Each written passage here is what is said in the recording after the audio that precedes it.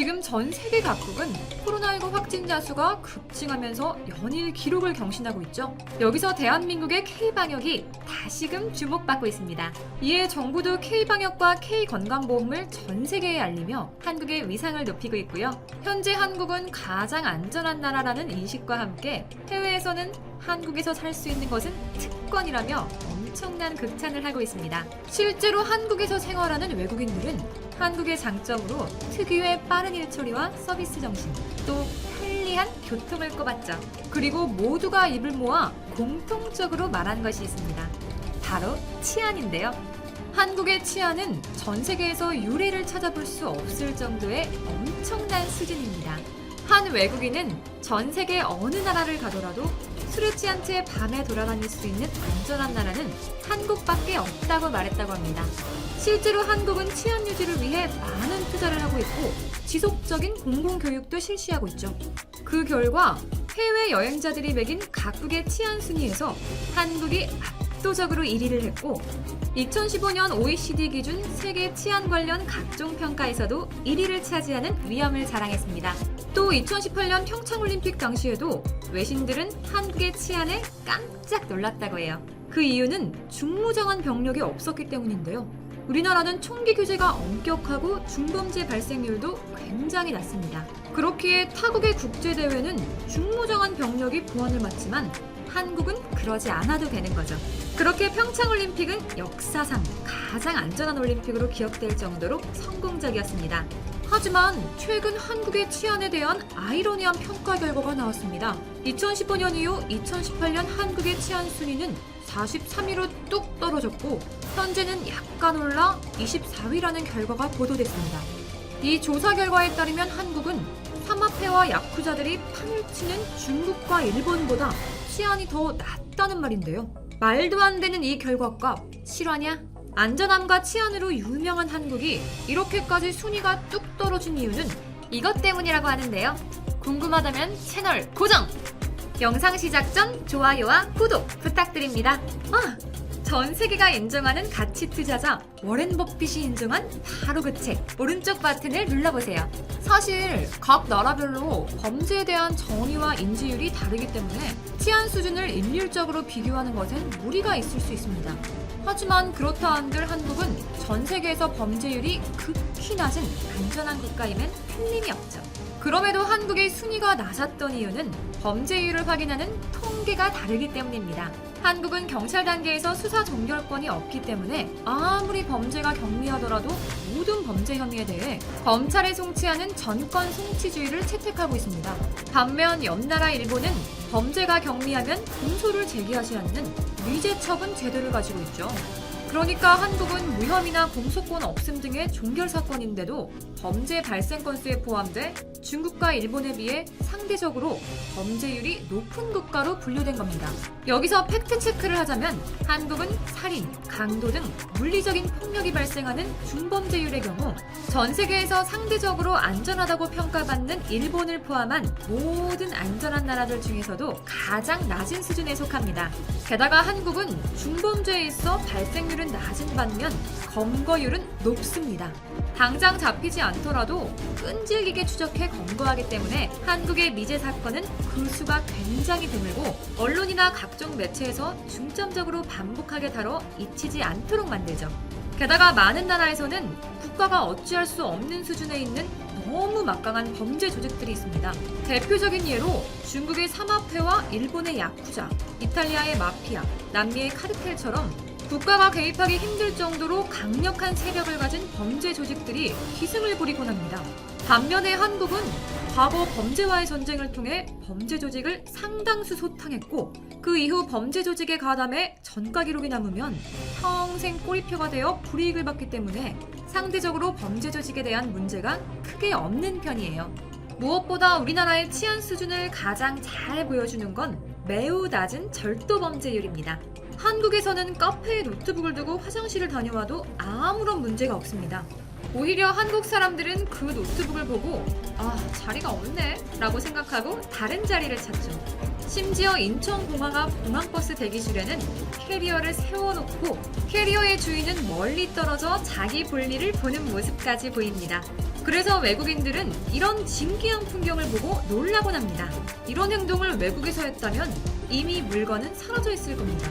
막상 서유럽만 해도 유명 관광지마다 소매치기가 들끓고 스마트폰을 손에 들고 다니는 일은 상상도 못할 일이기 때문이죠. 실제로 취객이 많지 않은 상태로 밤길을 걸어 다녀도 안전한 곳은 한국 정도뿐입니다. 유럽에선 이러고 다녔다간 빈털터리가 되어 깨어나거나 남미나 아프리카에서는 어쩌면 영영 깨어나지 못할 수도 있습니다.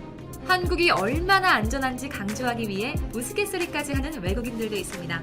한국에서는 술에 취해 길바닥에서 자고 일어나 보면 안전한 장소의 천장, 그러니까 파출소에서 멀쩡히 일어날 수 있다. 이 정도로 안전한 나라는 전 세계적으로 드물다는 얘기까지 있습니다. 물론 우리 스스로 파출소에서 술에 취해 일어나는 일을 자랑스러워하면 안 되겠지만 한국이 안전하다는 것에는 살짝 뿌듯해도 되지 않을까요? 이제 한국은 이번 코로나 사태로 더욱 안전한 나라임이 확실해졌는데요. 많은 나라에서 특히 선진국에서 총격전으로 몇십 명의 사상자가 발생하거나 절도나 방화 사건들이 잇따라 발생했고 장갑차와 군대가 투입되는 경우도 있었습니다. 이렇게 많은 나라가 치안 공백이 생겼지만 한국에서는 새벽 외출이 가능할 정도로 안전한 일상을 보내고 있어 많은 부러움을 받았죠. 이런 한국의 높은 치안력은 이제 전 세계의 기준이 되고 있습니다. 유엔 개발계획 서울정책센터와 함께 코로나19 사태에 한국 경찰의 대응 사례를 공유하는 세미나가 진행되며 치안 한류가 생겨났죠. 경찰청은 인도네시아의 사이버 수사 역량을 전수하거나 베트남 호치민에 한국식 시뮬레이션 사격장을 만드는 것 외에도 많은 나라의 치안 한류를 전파하고 있습니다. 또 무엇보다 한국 경찰의 매뉴얼이 국제화되어 194개국에 배포되었죠. 게다가 한국은 그 누구보다 앞서가는 4차 산업 기술들도 치안을 위해 접목시키고 있습니다. 특히 빅데이터와 AI 등을 활용한 스마트 치안의 시대를 선도하고 있고 부동산 어플 다방의 안전정보 서비스를 통해 많은 여성들이 CCTV와 경찰서 등의 위치를 파악할 수 있게 됐습니다. 또 남미와 아시아, 유럽 등 많은 곳에서 한국의 종합적 치안 인프라를 수입해가고 있으며 세계적으로 치안이 뛰어난 싱가포르에서도 한류 치안을 배우려는 모습을 보였어요. 경찰의 뚜렷한 존재 목적은 사회 공공의 안녕과 질서를 유지하고 국민의 생명과 재산을 보호하는 것이다. 이제 한국은 글로벌 치안 협력에서 중심 국가가 되어가면서 이런 치안력은 국가의 위상을 높여주고 있습니다. 또 치안 분야의 국익을 잘 지켜낼 수 있다는 건 그만큼 국가와 국민이 안전해진다는 뜻이죠. 쉴 틈 없이 항상 국민을 위해 우리 사회 공동체의 치안을 위해 노력하시는 경찰관님들에게 감사함을 표현하는 건 어떨까요? 하고 있다. 전문가들은 유럽의 북대서양 조약기구와 같은 인도 태평양 반나토를 출범시키려는 의도가 아닌지 주시하고 있다. 미국의 대중연합체 구성이 본격화할수록 동맹국들은 미국과 중국 중 태길하라는 압박에 더욱 직면할 것으로 보인다. 미국과 중국 어느 쪽도 소홀히 할 수 없는 한국에게도 풀기 쉽지 않은 숙제가 되고 있다. 마크 에스퍼 미국 국방부 장관은 네트워크화된 대중국 연합체를 언급했다. 결론적으로 이런 용어는 맥락이 같다는 것이 전문가들의 설명이다. 에스퍼 장관은 지난달 26일 미국 하와이의 싱크탱크 데니얼 노우의 아시아 태평양 안보연구소에서 특별 강연을 했다. 내외신 언론들은 에스퍼 장관이 미국은 북한의 완전하고 검증 가능하며 불가역적인 비핵화를 계속 추진할 것이라고 언급한 대목에만 포커스를 두었다. 5일 한국군사문제연구원 보고서에 따르면 당시 강연에서 에스퍼 장관은 중국을 겨냥한 미국의 군사 전략을 비교적 상세히 설명했다. 그는 특히 미국의 네트워크화된 대중국 연합체 구성 의지를 분명히 했다. 에스퍼 장관은 미군이 지해상, 공중, 우주, 사이버 공간에서 우세권을 유지할 것이라며 이를 위해 미군은 중국군의 작전 기동과 움직임을 철저히 감시해 동맹국 파트너십 뜻을 같이 하는 국가들과 공유해 네트워크화된 대중국 연합체를 구성하는 데 주도적인 역할을 하겠다고 말했다. 그러면서 미국 국방부는 다영역 전장에서 적용할 새로운 21세기 합동전투 개념을 구상하고 있다면서 앞으로 이를 교리화해 대중국 연합체에 적용할 것이라고 언급했다. 미국이 구성하는 대중국 연합체가 단순히 경제, 통상 등의 분야로 국한하는 것이 아니라 유사시 군사작전까지 염두에 둔 집단안보 체제 차원임을 우회적으로 밝힌 발언으로 풀이된다. 스티븐 비건 미 국무부 부장관의 발언도 이와 유사하다. 유럽의 나토를 연상케 한다. 비건 부장관은 지난달 31일 미인도 전략적 동반자 포럼에서 인도-태평양 지역에는 나토와 같은 수준의 협력체가 없다면서 쿼드 4개국으로 작게 출발해 회원국을 확대할 수 있을 것이라고 말했다.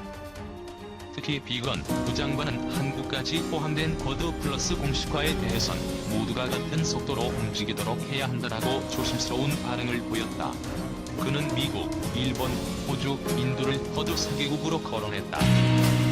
그러면서 그는 나토가 소규모로 시작해 점점 확대됐다는 점을 강조했다. 한국의 참여를 외적으로 희망한 표현으로 읽힌다. 에스퍼 장관이 언급한 네트워크화된 대중국 연합체와 마치 인도-태평양판 나토를 시사하는 비건 부장관의 쿼드 플러스 발언의 배경과 뜻은 같다. 여기에다 데이비드 헬비 국방부 인도-태평양 안보차관보 대행도 네트워크화한 인도-태평양을 언급했다. 그는 네트워크화한 인도-태평양을 얘기할 때 그것은 양자뿐 아니라 다자 안보 협력도 네트워크화한 부분이라고 말했다고 미국 언론은 전하고 있다. 이에 박원권 한동대 교수는 쿼드와 네트워크화된 인도-태평양, 대중국 연합체 등의 용어는 모두 같은 맥락이라고 평가했다.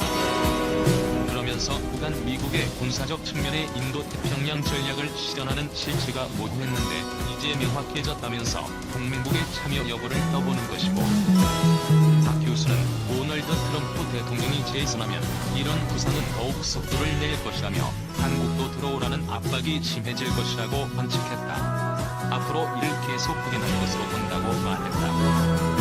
미국의 입장에서는 배치를 승인하는 국가를 내 편으로 인식하는 척도로 삼을 가능성이 크다. 북한 문제의 결핍 중국을 상대하는 한국의 입장에서는 고급스러운 문제가 될 수 있다. 미국은 중국을 겨냥해 인도-태평양 사령부 이하의 한중 핵부대인 다영역 특임단 창설도 추진하고 있다. 2년 후 창설을 목표로 하는 이 부대는 중국의 악태지역 전략에 맞서 유사시 미국 항공모함 전단과 폭격기들이 작전할 수 있는 틈새를 만들어주는 임무를 수행한다.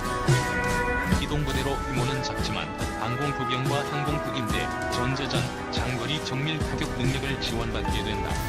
이 부대를 지원하는 첨단 무기들이 현재 개발되고 있다. EA 스텔스 폭격기를 대체할 차세대 전략 폭격기인 B-21 레이더와 밀착 수정, 장거리 정밀 타격체, 신형 중거리 극초음속 순항 미사일, 지상 대체형 중거리 미사일 등이 대표적이다.